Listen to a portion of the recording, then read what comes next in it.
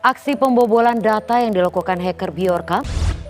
Kasus kebocoran data terus terjadi dan kian masif serta menjadi ancaman serius bagi data pribadi masyarakat Indonesia. Hacker Bjorka kembali berbuat heboh dengan mengaku membocorkan sejumlah dokumen rahasia Presiden Joko Widodo. Hai guys, gimana nih kabar kalian semua?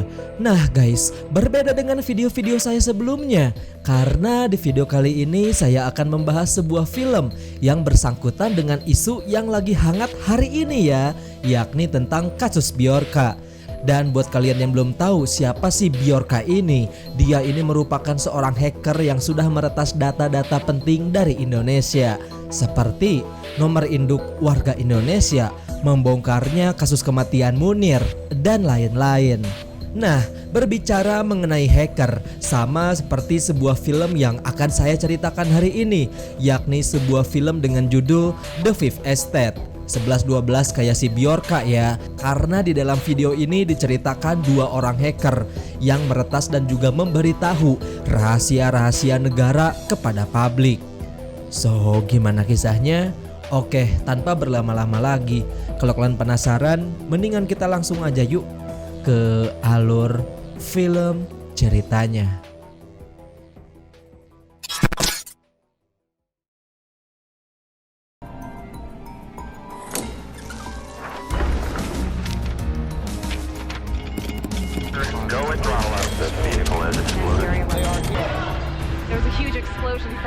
Film diawali dengan diperlihatkan kepada sebuah saluran berita swasta yang pada kala itu tengah menayangkan tentang bocornya seluruh informasi rahasia dari kasus-kasus penting yang disembunyikan oleh Amerika Serikat serta di berbagai negara. Dan diketahui rahasia busuk tersebut disebarkan oleh sebuah website yang bernama WikiLeaks. Bahkan akibat bocornya informasi itu membuat seluruh awak media mulai dihebohkan oleh kasus-kasus penting yang telah tersebar ke publik. I've got Nick. Oh, great. 5 minutes. We have to go. 5 more minutes. Yes, Bill. Thanks very much for not giving a shit. Of course, our top story this morning, the White House blasting the release of over 90,000 U.S. military records. It came from an organization that didn't exist 5 years ago, WikiLeaks. Oke, lalu film pun flashback ke 2 tahun sebelumnya dengan diperlihatkan kepada seorang pria yang bekerja di sebuah perusahaan elektronik bernama Daniel Berg, yang pada kala itu terlihat sedang protes kepada atasannya karena dia ini tidak diberikan libur selama tahun baru. Dia kemudian mencetak kertas yang bertuliskan agar semua karyawan mendapatkan cuti di hari pergantian tahun. I costed out GM too.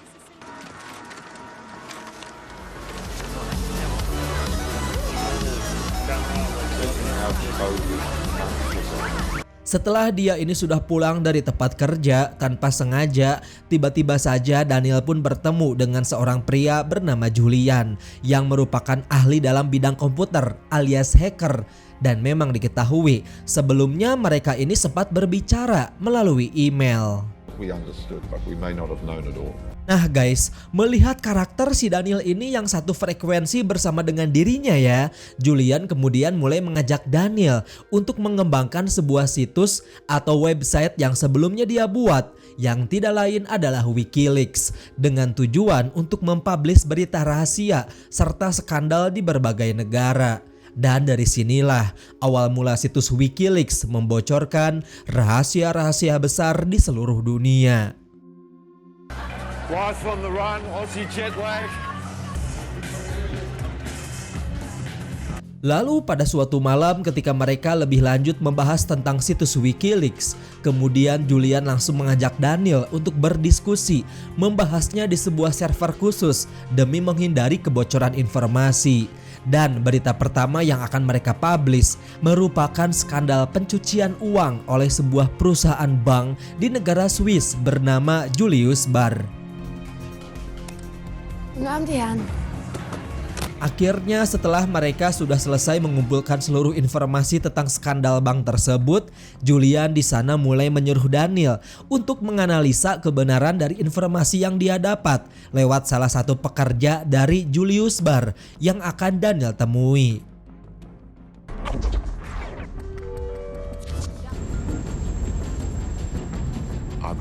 Dan benar saja di saat Daniel berhasil memastikan tentang kebenaran informasi itu, akhirnya situs WikiLeaks mulai menerbitkan berita dari skandal pencucian uang dari perusahaan bank itu. Melihat semua rahasia besar mereka telah terekspos ke media, sang pemilik bank yang pada kala itu marah besar kemudian bergegas melakukan perlawanan balik dengan mendatangkan pengacara dari berbagai negara untuk sekedar menutupi kebocoran informasi dan mengirimkan serangan cyber balik yang membuat server utama dari situs WikiLeaks menjadi shutdown. Namun, hal tersebut tentunya bukanlah hal yang sangat sulit bagi Julian karena sebelumnya dia telah membackup data dan juga domain dari server utama sehingga pada akhirnya server utama dari WikiLeaks dapat online kembali. Semenjak kejadian itu, 3 perusahaan penerbit berita yakni The Guardian, The Times, CBS mulai tertarik terhadap situs WikiLeaks tentang berita-berita yang mereka sajikan. The firewall of Chinese censorship was punctured this week as WikiLeaks published 35 videos of the Tibetan protest which quickly went viral. Lalu beberapa hari kemudian, kini situs WikiLeaks pun kembali menerbitkan beberapa video dari rekaman kasus-kasus penting di setiap negara seperti pembunuhan oleh pemerintah, polisi korup, dan juga lain-lain. Sampai pada akhirnya bukan lagi perusahaan penerbit beritalah yang tertarik kepada WikiLeaks, melainkan perhatian para elit global pun tentunya mulai tertuju kepada WikiLeaks.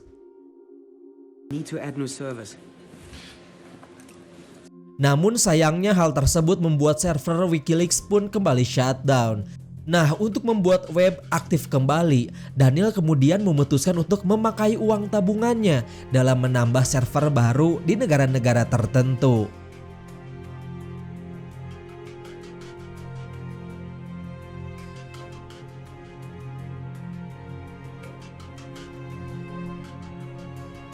Akhirnya setelah berhasil membuat beberapa server, Daniel langsung mengajak Julian untuk sekedar menemui sahabat dekatnya yang juga merupakan seorang hacker bernama Marcus dengan mengajak dia masuk ke dalam WikiLeaks.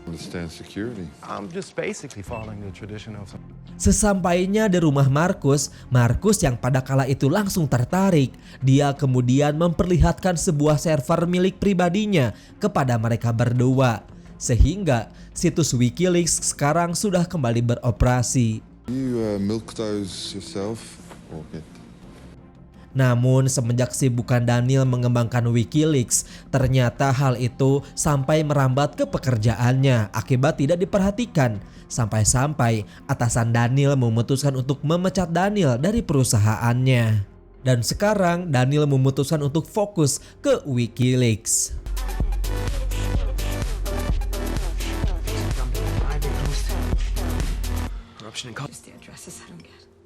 Pada suatu malam tiba-tiba saja Julian pun datang ke tempat kediaman Daniel untuk membicarakan tentang progres mereka ke depannya.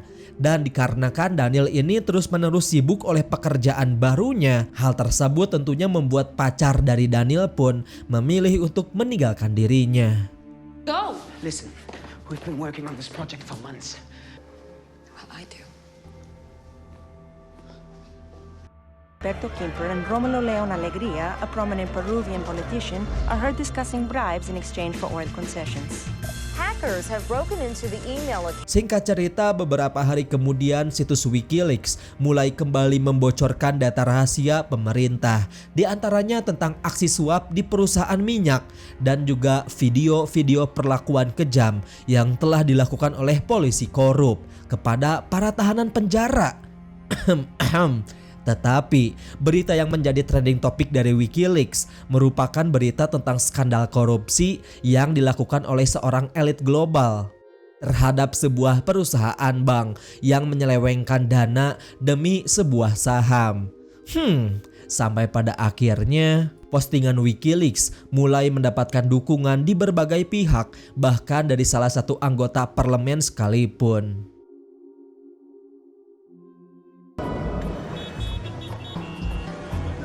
Lalu beberapa hari kemudian ketika berita rahasia para elit global telah terekspos ke publik, seketika 2 orang teman Julian yang sebelumnya membantu membocorkan data-data rahasia pun di sana mereka langsung dibunuh oleh beberapa orang misterius di saat mereka sedang berada di jalan raya.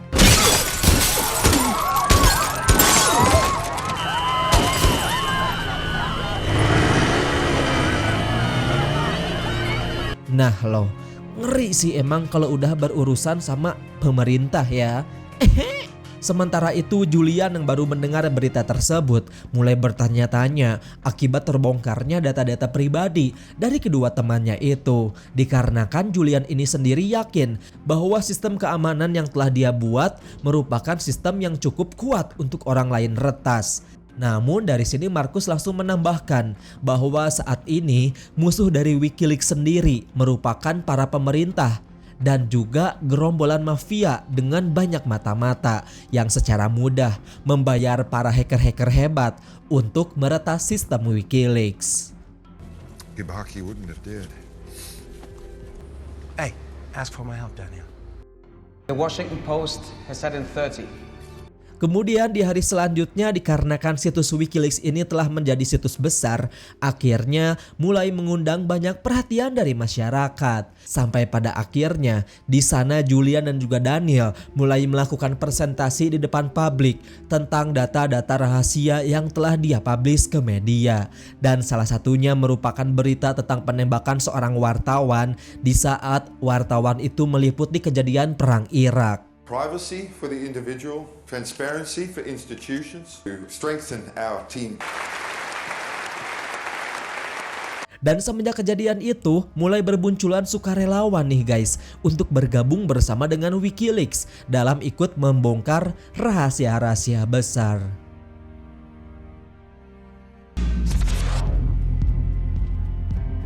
Setelah beberapa potongan video dari perang Irak sudah terbongkar ke media, kini pihak pemerintah serta para agen CIA mulai dibuat geram akibat situs Wikileaks yang semena-mena membocorkan data rahasia mereka. Sampai-sampai pihak CIA di sana langsung melakukan pergerakan. Sama kayak kebocoran data di Indonesia lah ya yang lagi rame sekarang, kayak hacker Bjorka. Sehingga akibat pergerakan tersebut seketika seluruh orang yang terlibat satu persatu mulai diteror dengan mendapatkan panggilan tidak dikenal dari orang misterius. Halo? On roll. Markus yang pada kala itu tidak ingin semua anggotanya berhasil dilacak, dia kemudian menyuruh setiap sukarelawan agar mereka segera mematikan ponselnya masing-masing dalam waktu 5 detik sebelum keberadaan mereka berhasil terlacak. Namun meskipun begitu, beberapa sukarelawan lain yang sebelumnya membocorkan beberapa potongan video, sayangnya mereka pun berhasil tertangkap oleh agen CIA. You're telling me that this private stuck a thumb drive in a computer? Di sisi lain, para agen CIA yang dipimpin oleh seorang wanita karir bernama Sarah mulai dibuat khawatir tentang tersebarnya sebagian berita dan juga beberapa dokumen-dokumen penting dari perang Irak, menyebabkan Sarah kemudian berusaha menutup-nutupi hal tersebut sebelum semuanya terbongkar ke media. Are we back up yet? Just a few more proxies. Lalu sementara itu, kini keselamatan dari Julian, Daniel, dan juga para sukarelawan, akhirnya keberadaan mereka mulai terancam.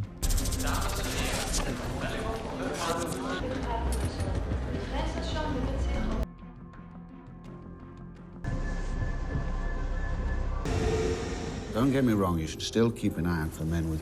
Dan semenjak kejadian tersebut, perusahaan penerbit berita yaitu The Guardian mulai mengajak Julian dan juga seluruh tim Wikileaks untuk sekedar bekerja sama dalam mempublish berita-berita rahasia. Tetapi sebelum itu terjadi, sang pemilik The Guardian yang bernama Nick Davis meminta kepada mereka agar melegalkan situs Wikileaks terlebih dahulu dan juga mengedit data-data pribadi dari setiap orang yang terlibat ke dalam skandal sebelum mereka membocorkannya ke publik.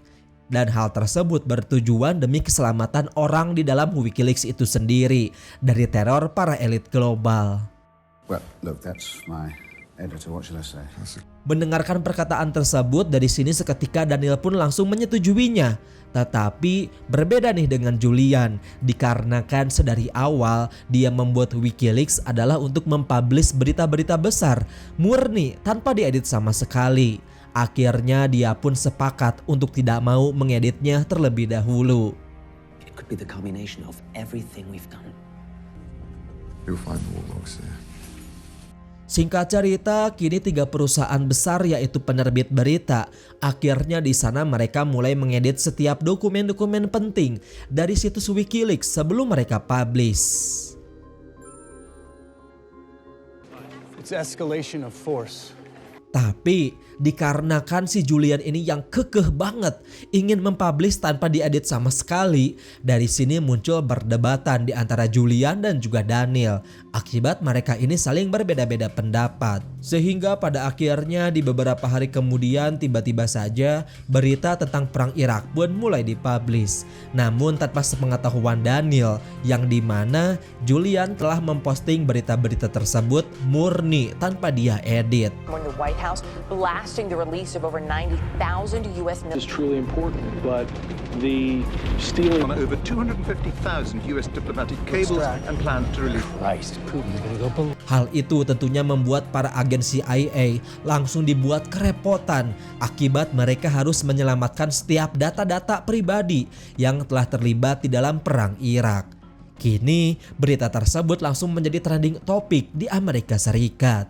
You tell me, then what do I ignore? When the White House blasting the release of over 90,000 U.S. is truly important, but the stealing on over 250,000 U.S. diplomatic cables and plans to release. Pada suatu hari, ketika Julian mulai berpresentasi di hadapan awak media, di sana secara terang-terangan dia pun kemudian mengatakan kepada semua media tentang tujuan dari Wikileaks. Dan dikarenakan si Daniel ini berbeda pendapat dengan si Julian, akhirnya di sana Julian memecat Daniel. Mengetahui kabar tersebut, Daniel yang masih terhubung dengan situs Wikileaks memutuskan untuk segera menghapus data-data penting di dalam Wikileaks serta mengunci beberapa server yang sebelumnya dia buat agar Julian tidak dapat mengakses data-data tersebut.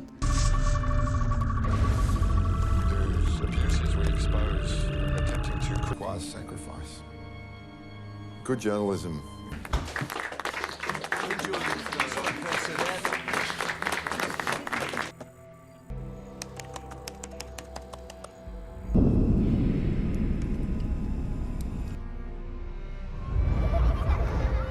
Sehingga di beberapa hari kemudian akibat postingan dari Julian membuat mata dunia pun mulai tertuju kepada Wikileaks. Akibat rahasia-rahasia dari para elit global satu persatu mulai terbongkar.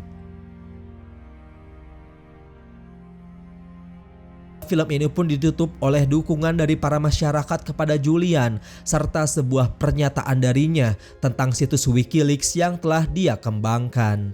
Sampai pada akhirnya film pun selesai. And a little bit about me too.